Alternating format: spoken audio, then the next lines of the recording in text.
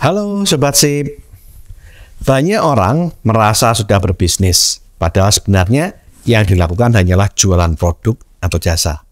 Merasa sudah membangun bisnis jangka panjang, padahal yang dilakukan hanya cari uang sesaat. Bagaimana cara merubah usaha Anda menjadi bisnis yang sukses, bukan hanya jualan?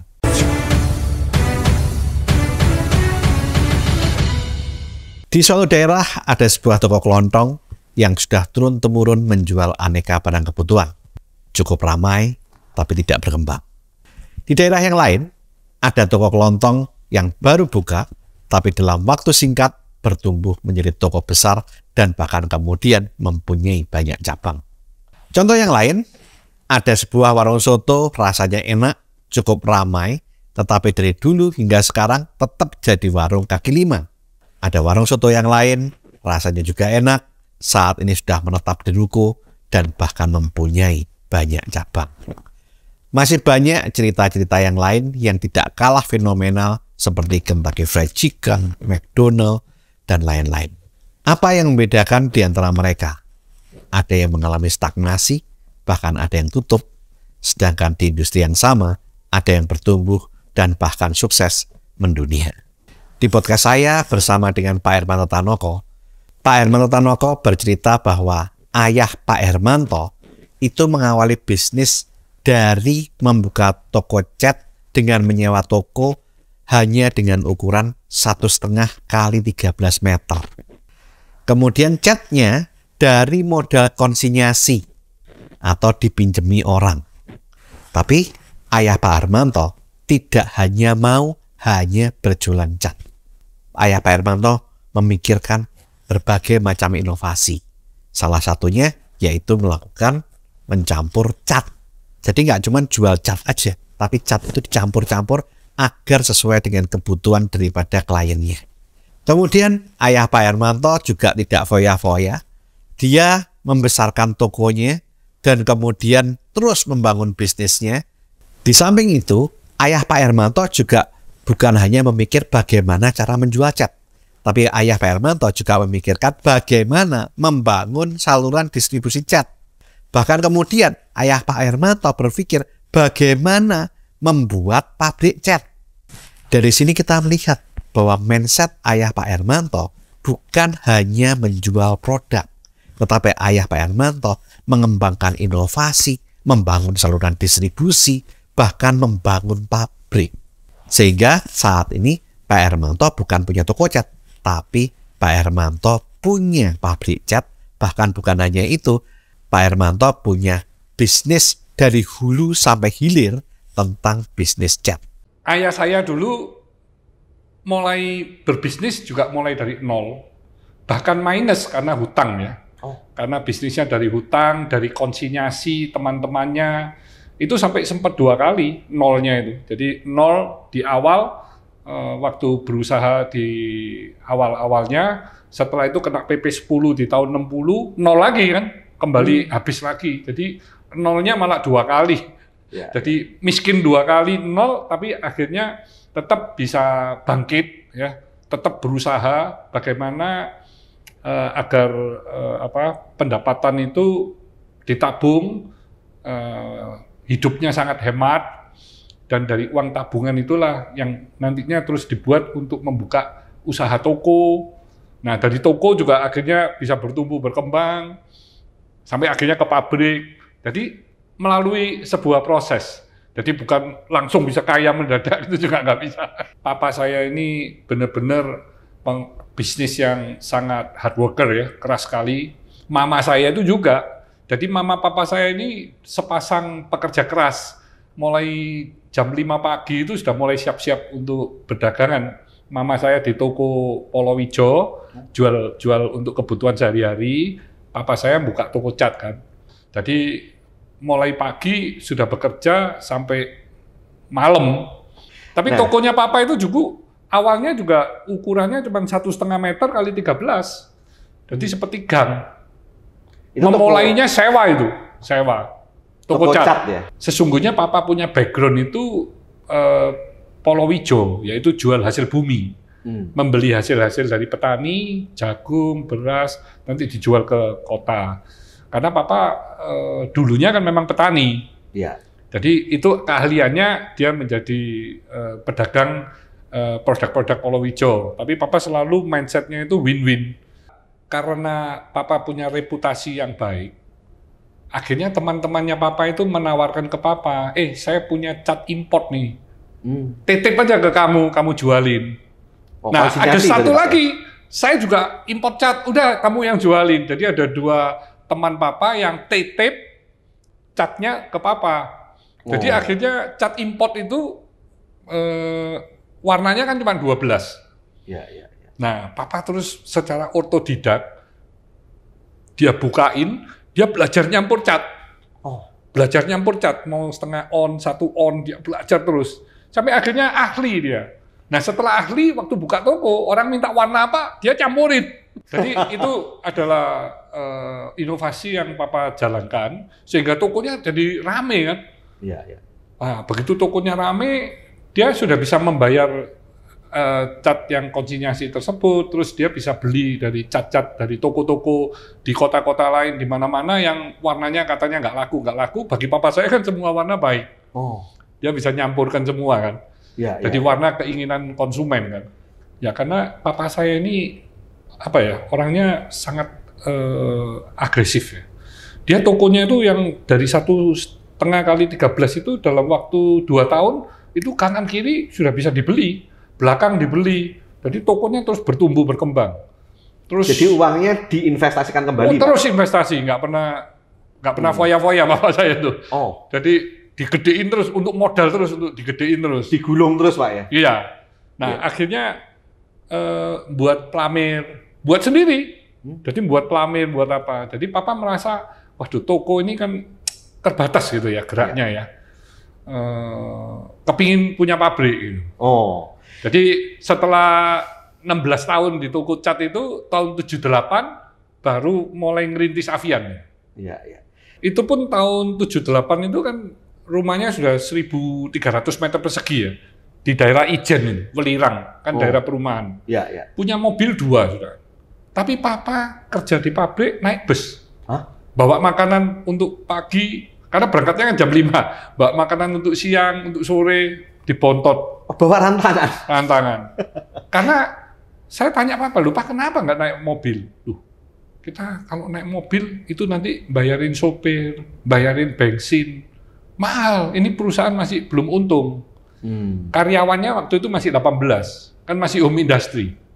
Papa punya impian Avian ini mau kemana? Papa mau Avian ini jadi pabrik cat yang nomor 1 di Indonesia. Karena impiannya begitu besar. Kita setiap 5 tahunan itu kita mencapai roadmap yang sudah kita canangkan. Tapi butuh waktu 40 tahun. Ya, jadi harus diukur dengan kemampuan dan apa yang dia mau lakukan kan. Iya. Nah, itu penting itu. Karena jangan hanya mimpi besar terus habis itu tidak tahu bagaimana menuju ke sananya. Harus ada roadmap 5 tahun, begitu sudah tercapai kita buat lagi, mau kemana lagi, tercapai kemana lagi terus kan. Terus sampai ada rencana kerja juga ya, Pak. Iya. Setiap hari strateginya apa untuk bisa mewujudkan ini kan butuh strategi. Karena pesaing-pesaingnya kan bukan pesaing-pesaing lokal yang gampang loh. Ini kan kalau kita bersaing dengan perusahaan yang sudah gede-gede gitu kan kita kalah semua. Kita ngomong soal uang kita kalah, ngomong soal kepintaran kalah, kita ngomong soal network kalah, ngomong branding kalah, ngomong soal teknologi kalah, formula kalah. Kita nggak ada yang menang. Menangnya itu cuma semangat. Tapi kita bisa menjual dengan bersaing karena secara efisiensi kita tingkatkan. Tangki itu dulu mulai dari 200 kita kembangin sampai 1 ton sampai 5 ton, 20 ton sampai akhirnya 60 ton. Satu batch loh itu. Jadi yuk bayangkan itu efisiensi yang kita lakukan kan. Kalau kita mau harga yang sama, kualitas kami pasti jauh lebih bagus. Karena kos kami kan kami hulu sampai hilir. Bapak buat bahan bakunya, iya. Jadi mulai dari coloran, terus dari aditif, dari resin, terus packaging, terus dari extender, kalsium, terus dari sisi distribusi. Kita distribusi semua sampai ke toko-toko. Ada jalur distribusi sendiri, Pak? Jalur distribusi sendiri melayani 55.000 toko cat. Saya dengar sekarang Avian sudah itu ya, Pak ya, masuk perusahaan terbesar cat dunia juga. Oh, kalau dunia juga sudah masuk, ya masuk 40 besar lah ya. 40 besar ya, Pak ya. Jadi kami masih fokus di domestik. Fokus di domestik ya. Tapi pasar domestik aja masih sangat luas, Pak ya. Iya, domestik ini kan direbut sama perusahaan-perusahaan asing juga banyak, Pak, yang masuk. Pemerintah juga mendukung ya, untuk mencintai produk-produk dari Indonesia yang memang produknya itu bermutu. Betul. Nah, kalau itu memang bermutu dan harganya juga bersaing, ya kenapa kok mesti pakai yang dari luar negeri atau dari asing? Bapak saat ini kan pas saya lihat punya karyawan total berapa, Pak ya? Wah, itu bertambah terus sih soalnya ya. udah puluhan ribu lah ya. Oh, udah puluhan ribu ya, Pak ya. Dari sini kita bisa belajar. Ada perbedaan yang dilakukan antara orang yang membangun bisnis dan orang yang hanya melakukan jualan produk. Produk yang sama-sama melakukan pekerjaan, tetapi jika yang dilakukan berbeda, maka hasilnya juga akan berbeda. Jadi, yang membuat orang sukses itu bukan apa produknya, tapi bagaimana cara mengerjakannya, bagaimana cara melakukannya yang membuat orang itu bisa sukses. Banyak orang merasa dirinya sudah melakukan bisnis, tapi sebenarnya apa yang mereka lakukan itu hanyalah jualan. Orang jualan itu pekerjaannya hanya melakukan transaksi jual beli. Fokusnya pada customer atau sekali transaksi atau terjadi jual beli. Ciri-ciri orang jualan itu, yang pertama, pekerjaannya hanya melakukan transaksi atau jual beli. Yang kedua, fokusnya pada customer atau pelanggan yang hanya melakukan sekali transaksi atau sekali pembelian. Yang ketiga, mengandalkan diri sendiri dan kurang percaya pada orang lain. Yang keempat, hanya mencari karyawan untuk membantu meringankan pekerjaannya, bukan membangun tim agar bisnisnya maju. Yang kelima, cenderung individualis dan takut idenya ditiru orang lain. Yang keenam, tidak melakukan pembukuan terpisah antara keuangan usaha dengan keuangan pribadi atau rumah tangga.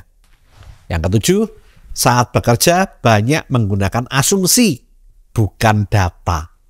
Yang kedelapan, dari hasil usahanya banyak digunakan untuk memenuhi kebutuhan dan keinginan atau lifestyle atau gaya hidupnya. Bukannya melakukan reinvestasi agar usahanya bertumbuh dan berkembang. Yang kesembilan, orang yang jualan itu, kalau Anda membaca Cash Flow Quadrant karangan dari Robert Kiyosaki, itu ada di kuadran self-employee, yaitu hanya mendapatkan active income, yaitu hanya mendapatkan uang saat dia melakukan pekerjaan atau melakukan penjualan. Sementara itu, ciri-ciri orang yang melakukan bisnis adalah yang pertama, pekerjaannya bukan hanya melakukan transaksi atau jual beli, tetapi lebih banyak untuk berpikir dan melakukan strategi, terobosan, dan inovasi. Yang kedua, fokusnya ada pada klien, yaitu orang yang melakukan pembelian berkali-kali.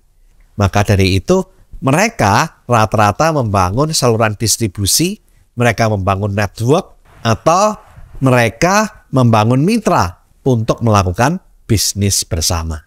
Yang ketiga, tidak hanya mengandalkan diri sendiri, tetapi mencari tim yang bisa bertanggung jawab agar bisa mendelegasikan pekerjaannya. Yang keempat, berani mencari partner bisnis agar bisnisnya berkembang. Mereka tidak takut idenya dicuri. Yang kelima, membangun tim pemenang agar bisnisnya maju. Mereka suka berbagi ide, terobosan, dan inovasi. Mereka tidak takut disaingi orang lain karena memiliki ide kunci dan sistem yang tidak dimiliki oleh orang lain. Yang keenam, mereka melakukan pembukuan terpisah antara keuangan usaha dengan keuangan pribadi atau rumah tangga. Yang ketujuh, saat bekerja banyak menggunakan data dan melakukan analisa. Jadi bukan hanya berdasarkan asumsi. Yang kedelapan, dari hasil usaha banyak digunakan untuk melakukan reinvestasi agar usahanya bertumbuh dan berkembang, bukan untuk foya-foya dan memenuhi lifestyle atau gaya hidupnya. Yang kesembilan, di buku Cash Flow Quadrant, mereka ada di kuadran bisnis.